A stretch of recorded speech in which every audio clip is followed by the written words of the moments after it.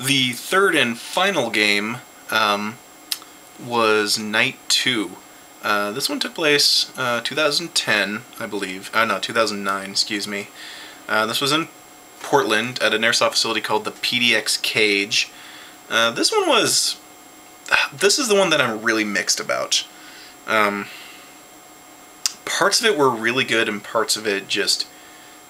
It didn't feel like a ripoff. It never felt like a ripoff. It just kind of felt empty at certain points. This is the event I had the least amount of trigger time at in terms of the 3 zombie games. So it was a team-based scenario. It was a competition, and it was a second in the series. I missed the first night because I was out of state, and it was also a competition. And Drat actually took first place, which sucks because I actually wasn't there. But I had fun hearing about it. I don't know what the scenario was. I'm going to try really hard to get a team member on the show who was there to talk about it, because partly just for me, because I'm actually just really curious, and I feel like that'd be a really good setting for them to actually talk to me about just what the hell I missed. But the second one, yeah, it was a team competition, so you didn't have to worry about other players stealing your crap. But yeah, this one I definitely have mixed feelings about. Basically, the scenario was you entered into this facility, and the PDX Cage used to be a meatpacking plant, so if you can just imagine getting airsoft in an old abandoned meatpacking plant, it was kind of weird, but awesome at the same time. So you entered into this facility, and the area was just full of zombies. I'd say that they probably had about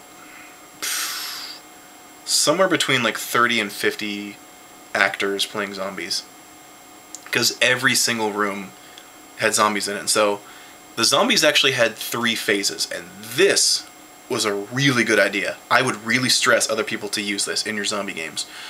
The first phase, they were basically either catatonic or tweaking out crackheads, and they had no idea you were there. You could walk right by them. Their orders were, don't attack the players. At this point, they were just on the ground, they're scratching themselves, they're biting themselves. I guess we'll go through the phase at this point. Phase 2, they were interested in you, and they'd come up and take a bite. And it kind of progressed up to where, like, they really wanted to get you. And they were going to chase after you, and they were going to come after you, and they were going to come after you in force. Third phase, they'd break down a wall to get to you. They were frickin' pissed off, they were angry, they were hungry, and that's when it actually got really good and really scary. Except I missed it because I died. Well, I guess I didn't die, I got zombified, but in this game, when a zombie got you, you were just done, which was kind of a letdown. You didn't actually get to come back and attack your team. I don't know why you would want to, but just that option of just getting to walk around as a zombie.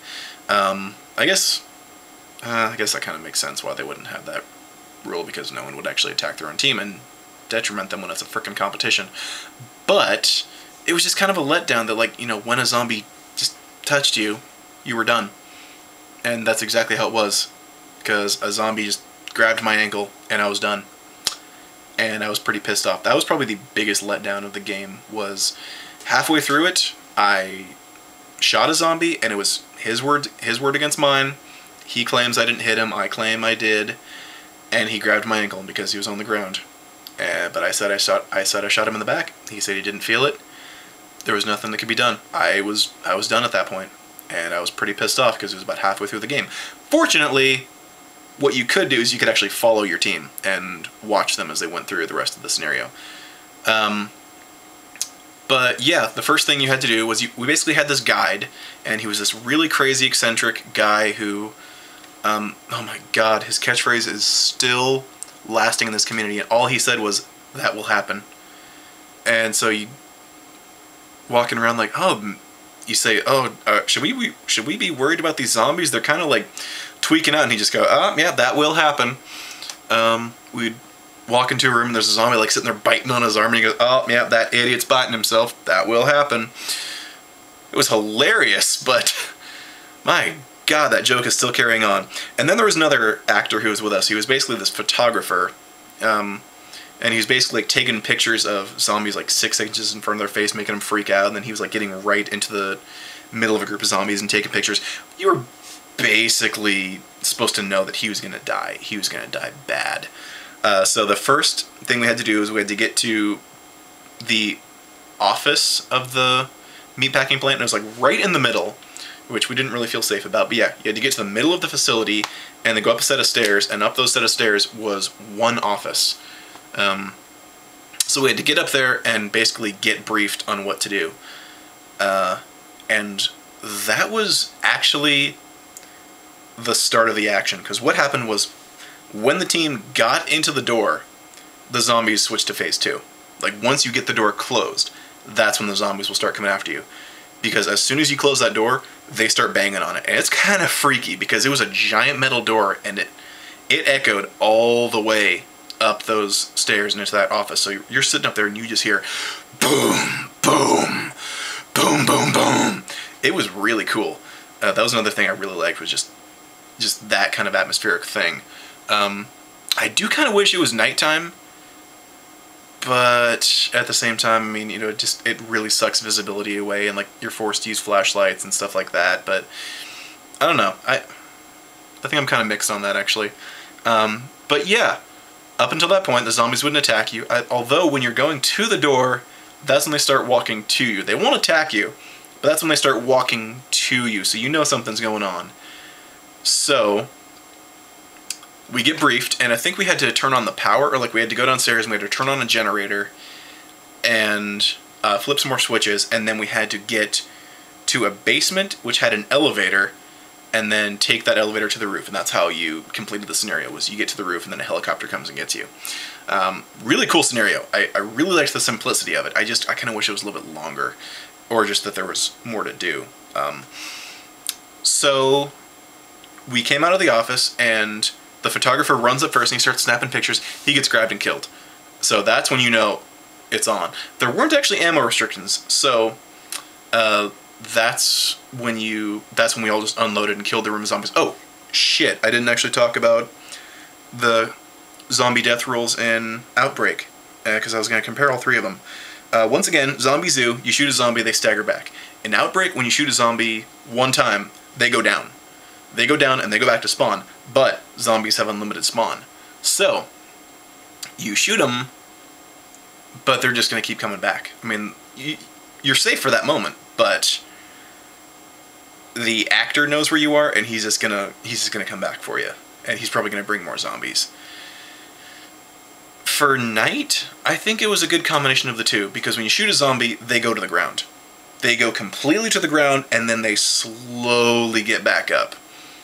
Which works, because your team is constantly on the move, and you're actually led through the facility. I mean, you're going from room to room pretty quickly, and the zombies were pretty slow. They weren't runners. They were the shamblers, up until the point where they're like quick shamblers. So I think that was a good combination of the two. I think that's one of the better ways to do zombie hit rules, is you shoot them, they go down, and then they get back up slowly. So yeah, then we went down to the basement, and we turned on the generator, and as we're coming back up, that's when the whole shooting the guy and then getting killed thing happened to me.